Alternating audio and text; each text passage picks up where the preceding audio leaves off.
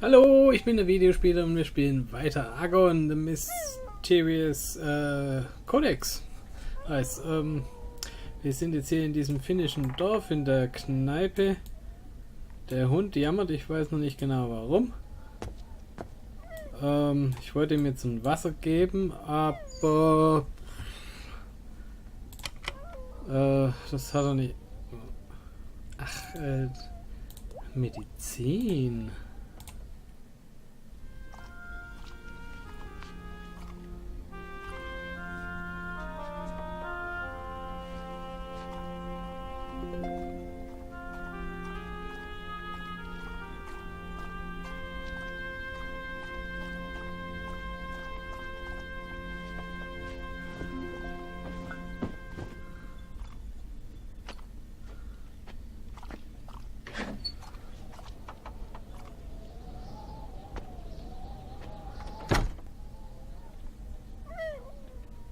Ja, immer noch. It seems like the girl waved to me. Dann gehen wir mal raus.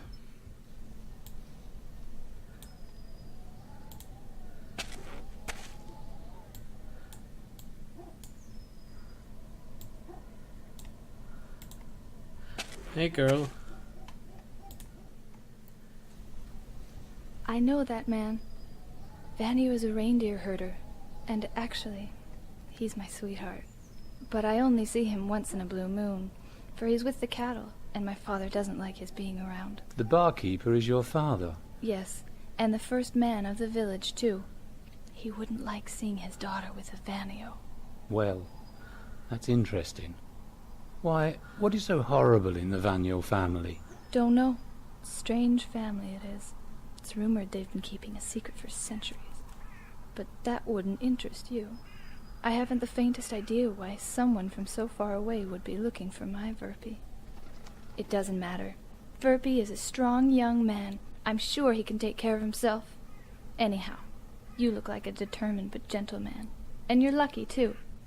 Verpy is nearby, as they've taken over the cattle from him last week.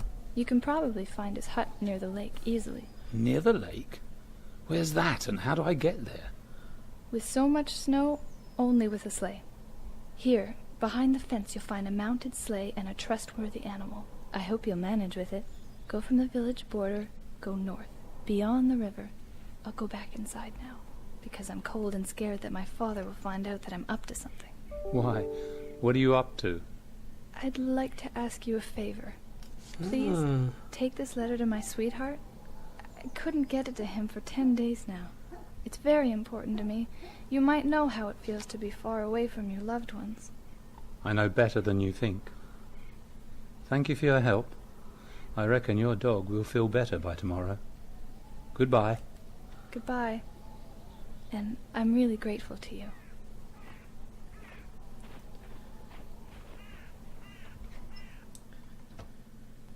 Okay, na so. Things are starting to be exciting.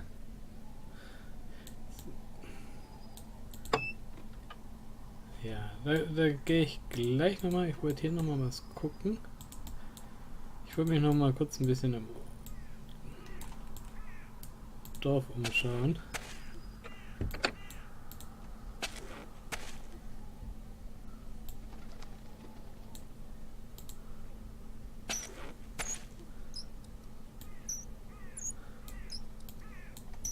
Strange houses, I'd say.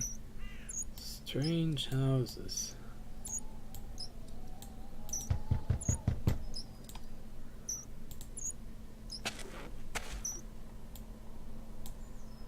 Oh, was ist das? 264351. That mysterious monogram again. Das schreibe ich mir gleich mal wieder auf. 264351.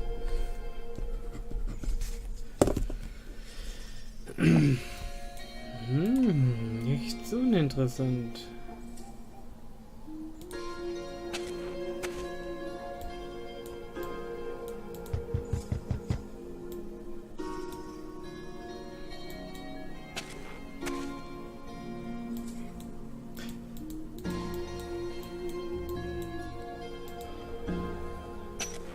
Naja, egal.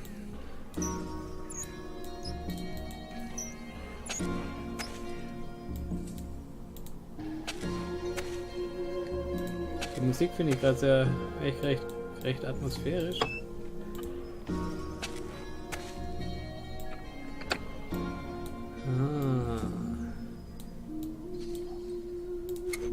Was haben wir hier? Eine Öllampe.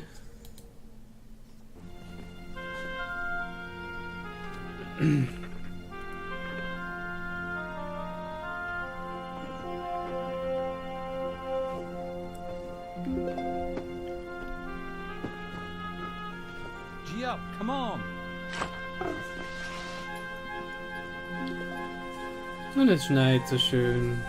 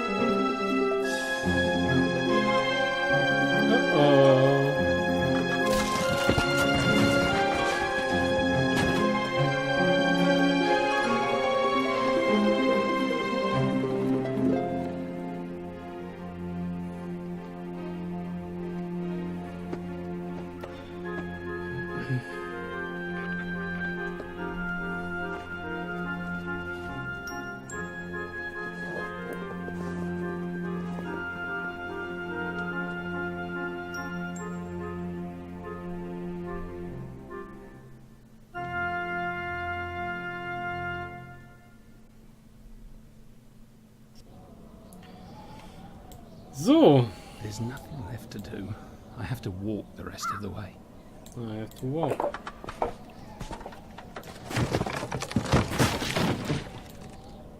Ups, jetzt ist komplett. Jetzt kann ich ja nicht mehr zurück. Nowhere to go.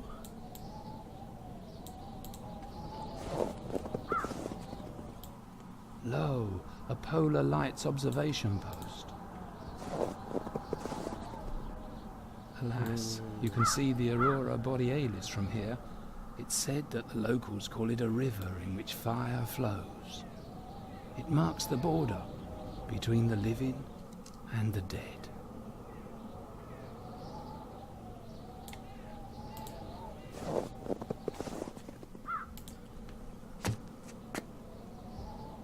I feel that this device is hiding some secrets. So, ich habe doch hier gerade eine Nummer aufgeschrieben. 2,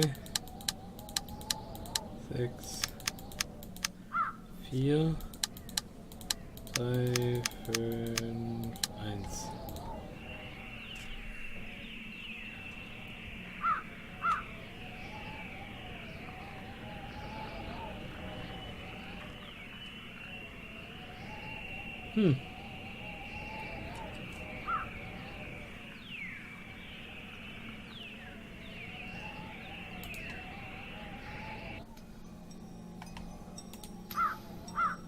Was habe ich hier?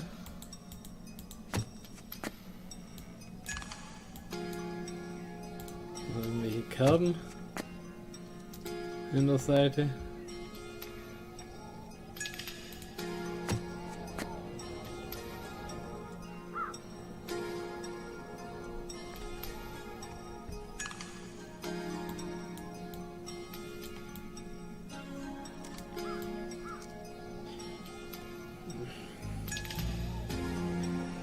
Offensichtlich. Vielleicht gibt es doch noch irgendwas da unten.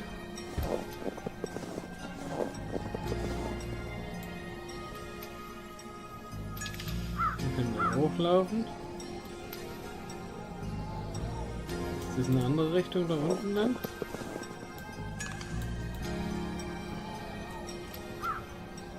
Okay.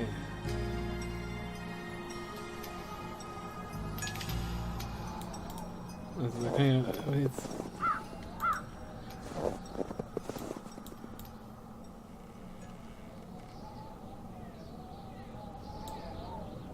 Wieso kann ich jetzt hier lang gehen? Da konnte ich vorher noch nicht lang gehen.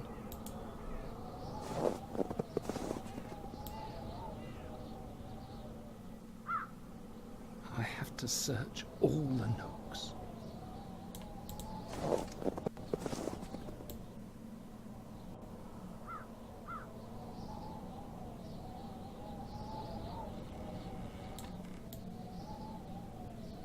Okay.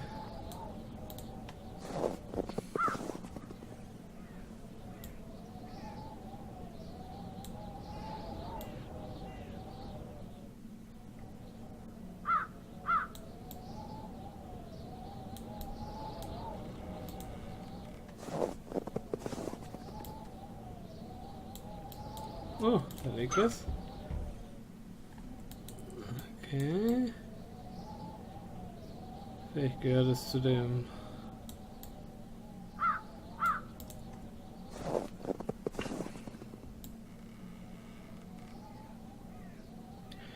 Da bin ich hergekommen. Wenn ich jetzt hier links gehe, wo komme ich dann hin? Ah, da komme ich wieder da zurück. Okay, bin ich jetzt praktisch im Kreis gelaufen.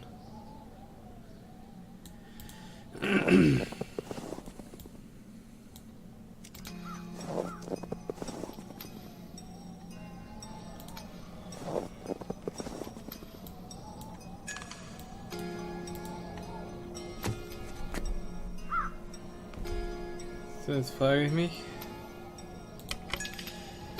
gehört dieses Wheel hier irgendwo hin? Something is wrong. Ölen?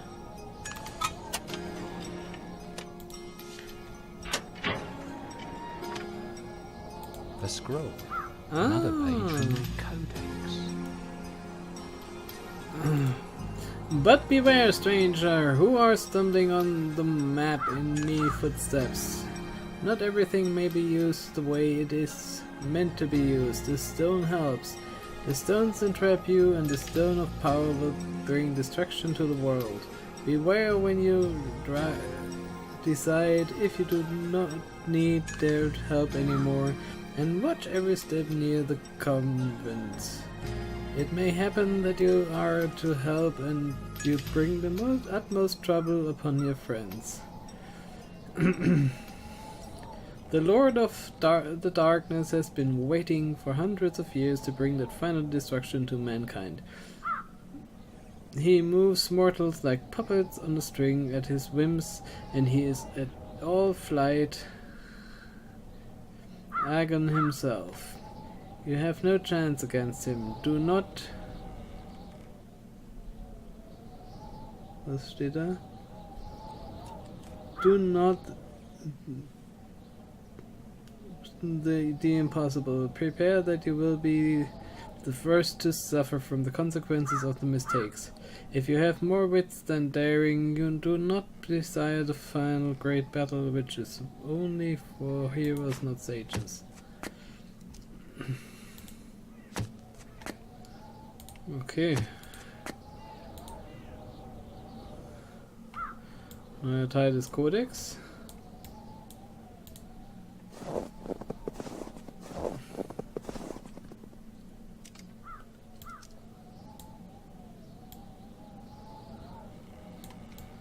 So, dann laufe ich jetzt noch weiter zum See.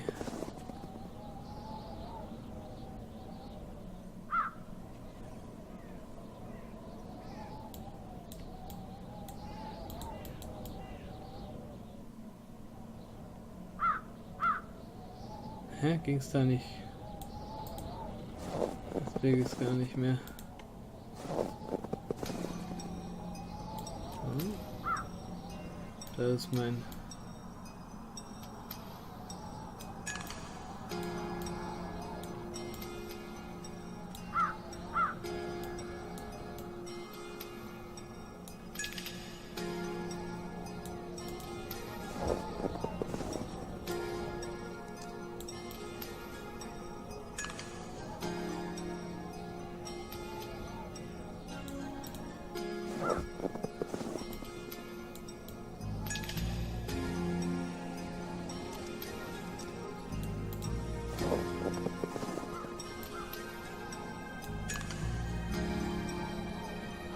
to search all the nooks.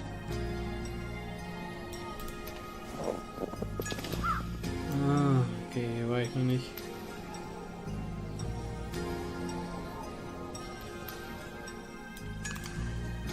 Da unten ist der See.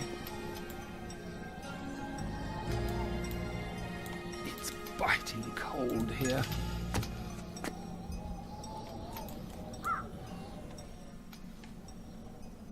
Ja, hier ist ein Boot.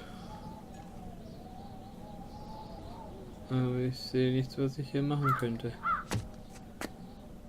Kann ich da einen Brief ablegen? It's biting cold here. Und er friert.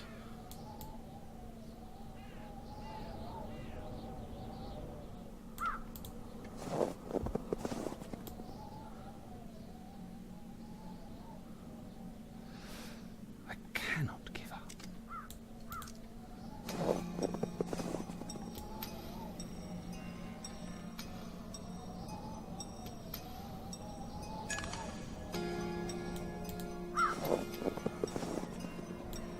Isn't that a hut there in the distance? Ja. I can feel that I'm in the right place.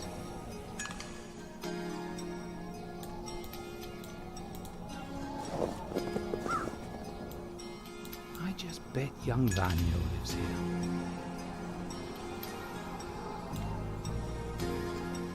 Kann man irgendwie auch vorbeigehen, aber ich klopfe mal. Hello, hello, hello. I am in search of the Argon.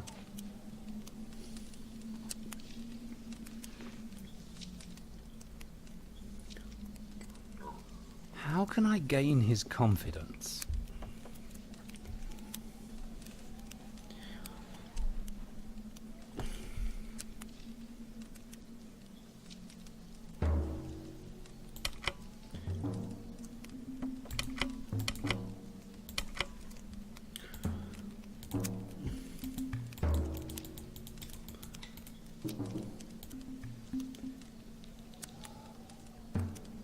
How can I gain his confidence?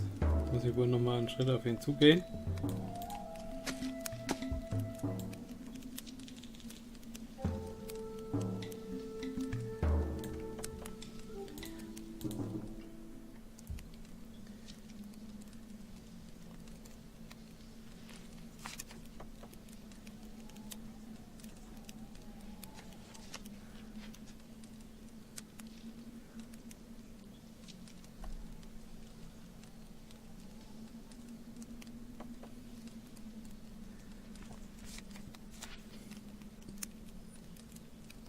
What did you say you came here for? I am in search of the Argon. You're looking for the Argon. So it's true. If only my father or my grandfather could have lived to see this. I thought this was just a legend, which is a disadvantage for the family. Some kind of curse on the Vinyos. But my father took it so seriously. And lo, I have the game with me even right now. Its name is Tabloot. And the board was embroidered by my grandmother on deerskin. We could only play it in the family, and were forbidden to utter its name for ages. The reason for it is long forgotten, but the tradition is still alive. And on this day... Come hither, stranger, and let's play. I have to teach you to fight with Tablet. It is my duty to fight you as long as you are fully prepared, until I am defeated. Here are the rules. Okay, Da Blut. Objective. The game concerns the fate of a king in the center of the board, who is attacked on his stronghold. Assisted by his men, he tries to reach the safety of one of the corner squares. Hier, oder hier. The task of the attackers is to seize the king before he succeeds. All the counters can move as in chess, i.e. any number of squares at a time, and either vertically or horizontally.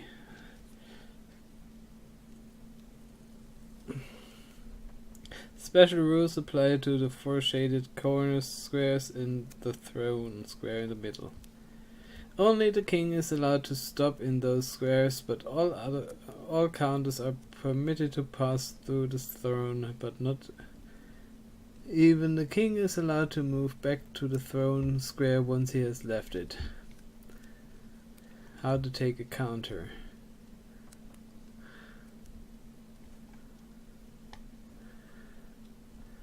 An enemy counter is captured when 2 of your own counters are positioned on either side of the enemy, either vertically or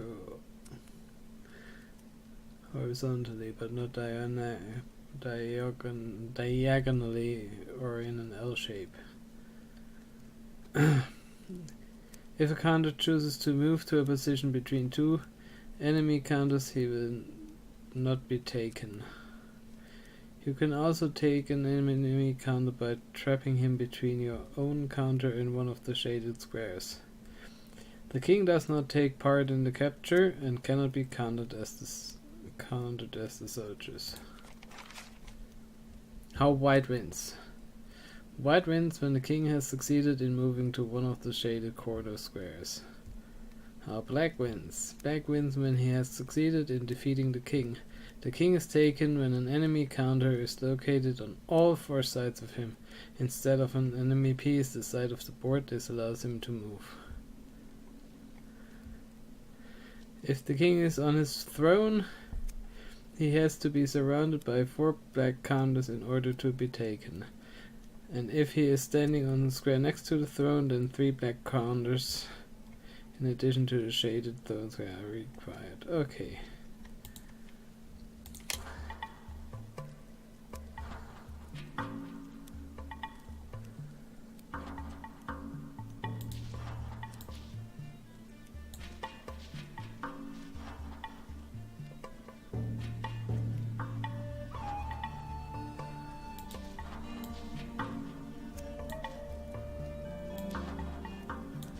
Huh.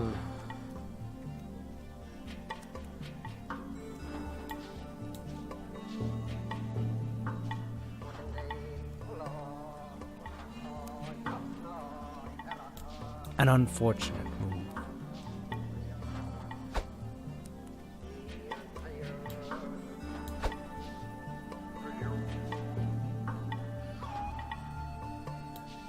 Are you cold? Move closer to the fire.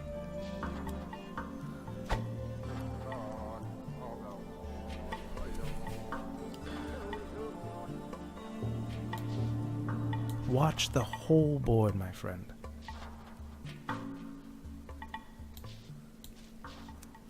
Oops. Excellent.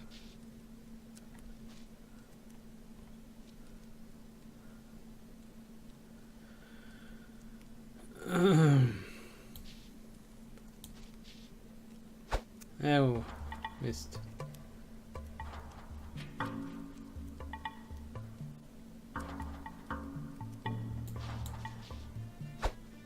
Ooh.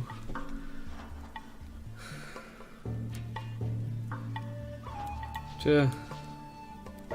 Sieht schlecht aus. Another game?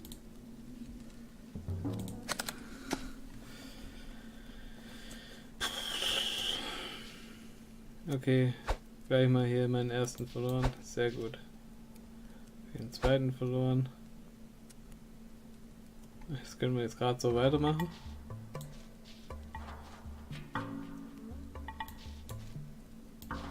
Goody, goody. A good idea. My father was a brilliant player. Doof.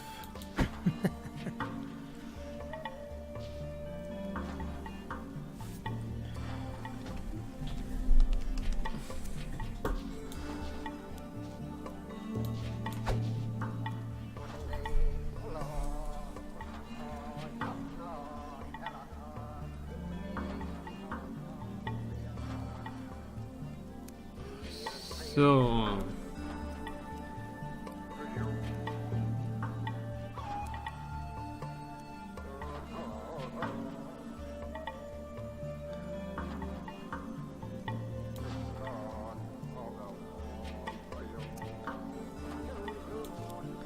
Was passiert, wenn ich das mache? Nix.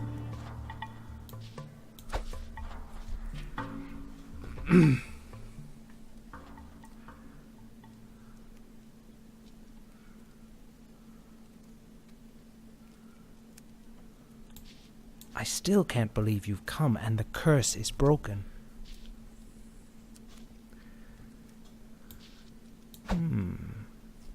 You may pose a real danger, stranger.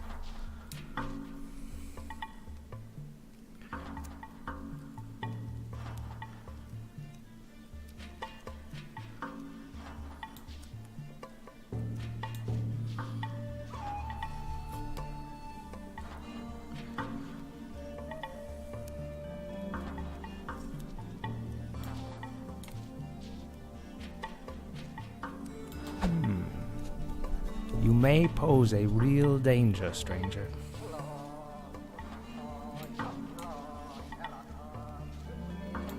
Obvious. I would have made the same move. Excellent move.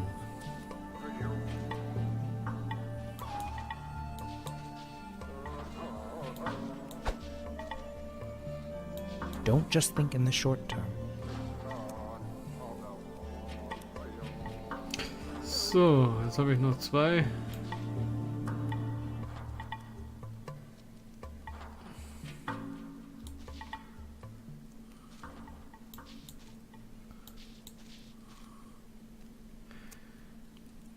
I still can't believe you've come and the curse is broken.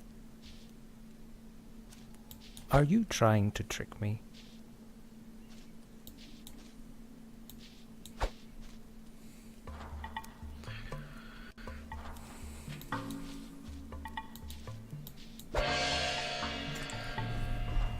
So, jetzt bräuchte ich eigentlich nur noch mit dem König in die Ecke My laufen. faith has been fulfilled. Ich hab's geschafft. You have triumphed over me. My family curse is broken, and I have only one duty left. As the tradition states, I must hand over this stone to the new master of Tablut. Have a pleasant trip, my friend.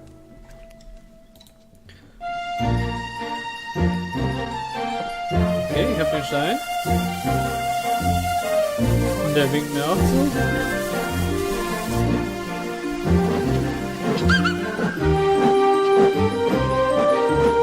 Die Lok fährt ohne Gepäck.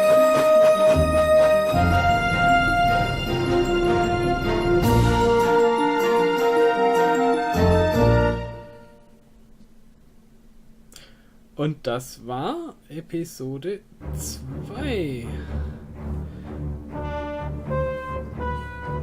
Ich habe zwar eigentlich noch gar nicht auf dem Stein dann geguckt, wo ich weiter muss, aber offensichtlich geht das jetzt automatisch in Ich reise nach Madagaskar.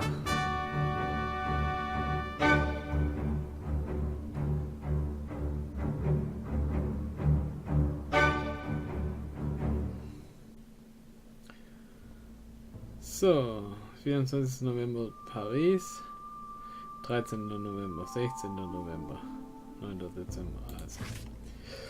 My dear Professor, on your last letter you gave an enthralling account of your adventures all over the Polar Circle. I am sorry that I myself produced some of the hindrance by not being able to organize the sleigh to carry you to the northernmost village. Unfortunately, the message never got through to the local station master, a certain Mr. Pecker, despite the fact that he chose to do everything for you. I hope you are not annoyed at me. In exchange, let me tell you a good news. Irgendwas, secretary to the manager of the United Manchester Mortgage Corporation, has replied to my application for donation lately, which I sent him. That is his boss, Mr. J. Irgendwas, before you started on your journey. He asked me in his letter to modify the general application and identify a specific research project which needs support. A bold idea overcame me and I selected your expedition out of the current matters. Naturally, all this needed to be seen by Dr. Moresby, to whom I had to account for your journey. Let me confess that I missed your instructions. I did not mention details, but I let our director know that you started after board games in such a hurried manner that October morning. Dr. Moresby was surprised, but then signed the application without a question, with a smile on his face which one gives to eccentrics. I never saw Mr. Duluth's and Mr. Eldridge's faces, but maybe this is not so important. For some reason, the answer came very quickly, almost with the next post. They are glad to sponsor Professor Hurt's journey around the world and his future exhibitions of the board games. I am very happy that I managed to attain all this. And I think you can also rest assured that from now on there's someone to finance the journey, and you can spend more freely if you need to. I can assure you I did not soil your reputation before the businessman or the director of the British Museum. On the contrary, Dr. Moresby has been mentioning your name proudly. I managed to serve 3 days, secure 3 freie Tage nächste Woche. I will travel to Oxford by all means and find Professor Reginald Lowe. I will stay with a fellow alumni, which I have already arranged. I am very excited about the investigation. If you think so, you may rest for a few more days in Königsberg. Judging from your last postcard, I suspected you would return to that city, but I promise to contact you regarding your next destination. I have the coordinates. I will start the research presently. Your true friend.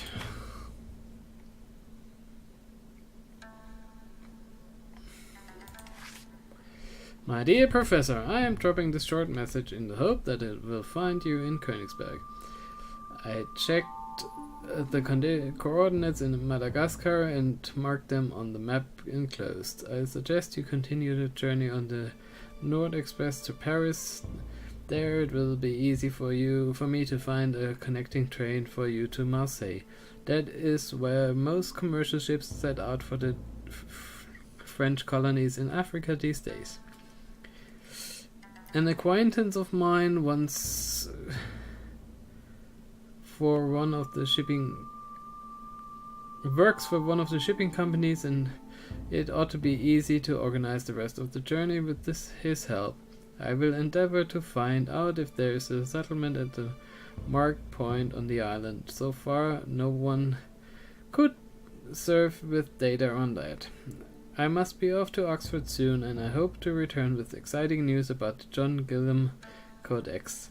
Please stay at Hotel Maurice in Paris.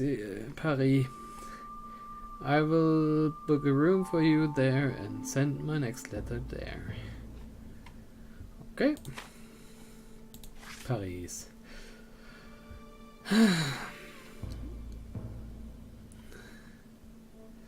My dear Professor, unfortunately only a slight hope exists that my letter reaches you in Paris. Anyway, I also asked the staff of the hotel that if they cannot find you any longer, they should send my envelope to my marine officer friend in Marseille. I think you will return to him before your next trip, whatever happens, and then message from me. It is about the investigation. I returned from my trip 2 days ago. My fate brought me not just to Oxford, but also to the nearby Abingdon, but I would not like to go so much ahead in the story. My once schoolmate David Lewis was of great help to me to find Professor Reginald Lowe, who has retired from teaching. My old teacher lives alone. His health has deteriorated, and at first it was a problem for him to recognize us. his longtime students. Later, as we recollected the events of more than 1 decade ago, his memory seemed to improve, and after a while I also took the courage to come up with the theme of the Codex. He took a long time searching his memories, and he told me approximately the same as before, so proving that the cogwheels of his brain that got rusty in the solitude could still be moved. However, he did not serve with new information. Only he remembered the name of the acquaintance who the story came from. Charles Foster, once serving at the castle of Roxburgh. Okay, Zeit fast. He only said about his whereabouts that he thought he had retired his house in Abingdon. I traveled to this wonderful historic city without my friend, and I stayed at the Lamp Inn. The keeper knew the Foster family, but he thought that old Charles is dead now. Fortunately, his supposition did not prove to be true. I visited the once librarian at the modest family holding. I was received in a somewhat unfriendly way as an unexpected visitor, and they did not like the fact that I wanted to talk to old Mr. Foster, but they led me to him. Poor Charles was sitting, almost unable to move and almost fully paralyzed in his darkened room, and was staring in front of himself with a vacant look. At the mention of Professor Loeb's name, his eyes slowly filled with life, but he could only give affirmative or negative answers with blinking. I knew it would not be easy to, but maybe this was the last chance to find out any details about the mysterious notes by the late Abbot John Gillam, so I did not give up. Poor old Foster must have been tired by the concentration and the blind alleys that I walked into with my conclusions, but this classic game, but watching his tired eyes, it sometimes seemed they reflect excitement and enthusiasm. I talked to my miserable friend for about an hour and a half or two, and thanking his help, and I left the manor to summarize in the inn all that I found out. Charles Foster never saw the manuscript, but as a young apprentice he was placed to the castle of Roxburgh, the old man serving at the count's once library told legends about it. It is not denying God's existence, obviously, but it is still considered a writing against Christian teaching. It is a strange memory from the times before Henry VIII, the memoir of a kind of this blah blah blah. The book finishes not with John Gillam's death, but only his departure. He obviously never returned from that trip, but that is already my conclusion. A black king is indeed mentioned in the book, and old Charles nodded unambiguously when I asked about the granite sculpture. However, he gave uncertain answers or answers. I could not interpret about the board games. The information concerning the latter, however, has been confirmed by Professor Reginald Lowe in Oxford. Neither of them said anything of the fate of the book after the auction. However, Foster led me to the question with great difficulty whether other bibliographies refer to the contents of rare codex? Well, yes, there exists one book that analyzes heretic teachings and attacks those fiercely, and quotes a part or parts of the John Gillam Codex. You may imagine, Professor Hurt, how difficult it was to get names and titles out of my conversation partner through Barkochba. But finally I managed to find out that decades ago my informant read of the rare book in one of the treatises by Adalbert of Dunwich, and saw a trustworthy quotation at the same place. Adalbert of Dunwich gave his faithful flock a load of useless writing on a similar theme. Certainly a large part of on all of these can be found here in the British Museum as well. I swear I will get and leaf through them as soon as I can to find tracks of the Codex. I will let you know of the details. Maybe if I could only catch a glimpse of the fate of John Gillam's work, which seems very adventurous, we would find the link between the granite blades, you know.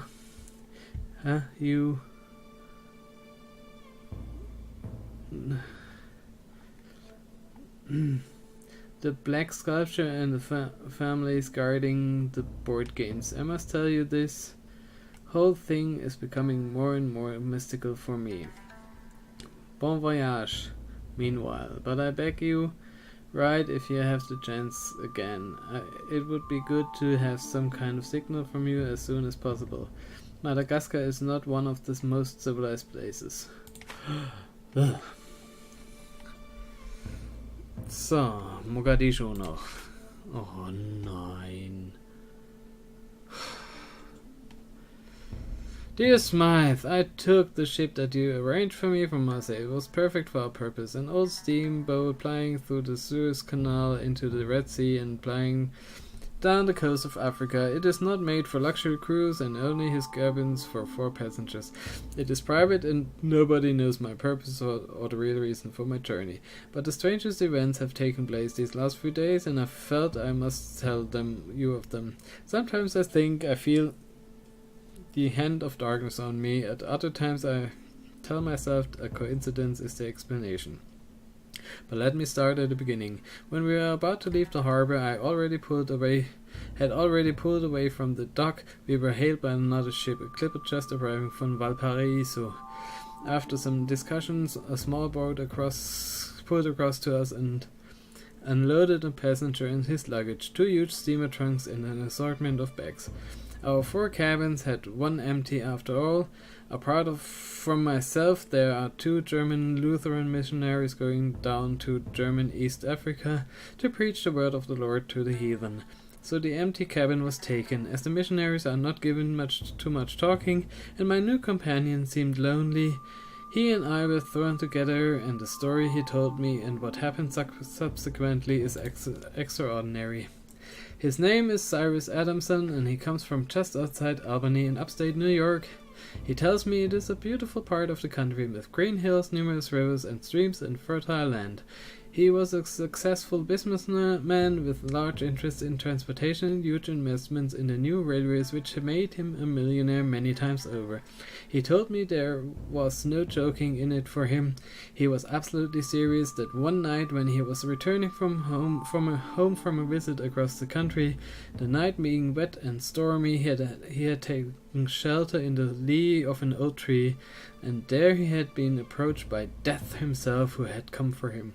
He told me that Death had told him that the moment of his death would be in that moment when the waters of rain stopped and the land held him. My new friend negotiated with Death to allow him 4 hours to say goodbye and prepare, but he tricked Death by mounting his horse and riding as if his life depended on it to the nearest port and embarking on the first ship out. As he explained it, Death had said that he would die on dry land, and if he avoided dry land he would not die. He left behind his wife and a family of 2 boys and a girl. The first boat was just the coast, going out into the Atlantic and down Washington, then into the Gulf of Mexico, trading and returning. In the Gulf, Adamson transferred to a steamer that was going across the Atlantic. That was 7 years ago, and since that day he had not set foot on dry land, not for one moment. He had written to his wife and arranged the sale of all his interests, and now he lived off his life on the sea. He had been around the world many times, pulled into London, Bombay, Sydney, San Francisco, wherever there are boats and long-haul ships. Now he was bound for the Cape of Africa. He seemed quite happy with his life, and perhaps a little arrogant that he had been so clever as to trick Death out of his due. But it is what followed that is so odd. We had gone through the Suez Canal. We spent pleasant days sitting in the shade, sipping drinks and talking. The weather was incredibly hot. He did most of the talking, but I am a good listener and enjoyed his company. We had been 4 days going down the coast when some small fault in the engines made us pull into a small bay. The captain told us we should be hauled up for 24 hours only. It was a wild country and not safe, so we stayed on board and made no attempt to land. My new friend, of course, would not even have considered going ashore. But the next morning, being hot and still, I thought I would swim to cool myself off. You have no idea of the intense heat as one approaches the tropics and the equator. I swam for a while, and as the ship was quite close to shore, I saw there was a line of rocks and all submerged but coming out quite far into the water. I swam across them and stood on one and dived into the water. The feeling of hot and cold, the sun in the cool sea was quite exquisite, and I hailed my new friend to join me.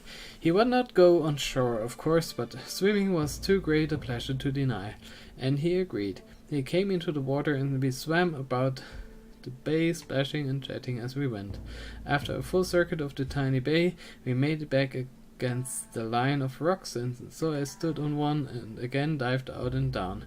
It was wonderful under the water, so clear and crystal-like, a wonderful different world full of colored fishes and striped rocks. I told Cyrus what he was missing, and he stood up on the rock to dive down with me. But at the moment he stood there with his arms outstretched, he gave a groan, and his face went red, and he passed out. I caught him up, of course, and called for help, and he was taken back to the ship, but he was quite dead. A heart attack, the ship's surgeon said. But at the moment of death, when death came for him, he was standing on the farthest extremity of the land. Submerged it might have been under the blue waters, but land nonetheless. I don't know what to think. We buried my new friend at sea. The captain read the service over his body, then slipped it quietly into the waters. He will rest forever in the far seas on which he tried to hide and on which he tried to escape his fate. There is no escape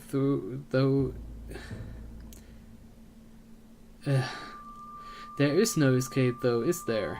We must each of us fulfill our destiny at one moment or another, one place or another. Smile, my friend, I shall write again soon. Send me for news of our quest, and all you have discovered about the Codex. Sincerely, your friend Samuel Hunt. Okay.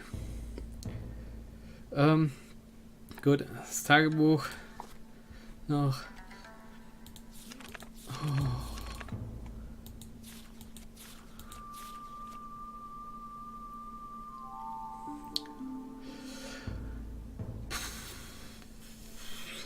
When he was 9 years old, Samuel, his father, and his family moved house. His father, the Reverend William Hunt, had been appointed to a new church in the east of England, and the family moved to the summer there in the... Oh, ich kann nicht mehr.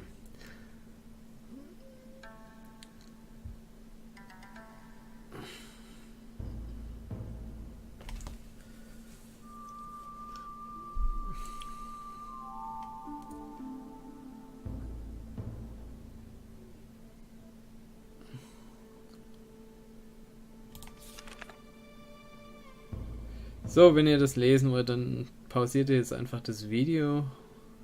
Ich klicke das jetzt durch.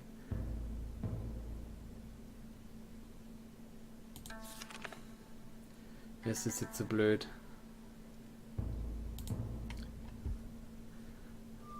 Alles klar, das war das zweite Kapitel von AGON, The Mysterious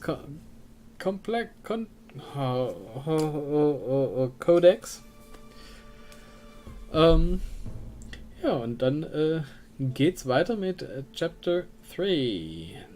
Das machen wir dann beim nächsten Mal. Ich sage Tschüss, bis dann, euer Videospieler. Und damit sind wir am Ende dieses Videos angelangt. Wenn es euch gefallen hat, ich habe noch jede Menge mehr Videos in meinem Kanal. Schaut rein, abonniert, unterstützt mich finanziell auf Patreon, würde mich freuen. Tschüss und vielen Dank.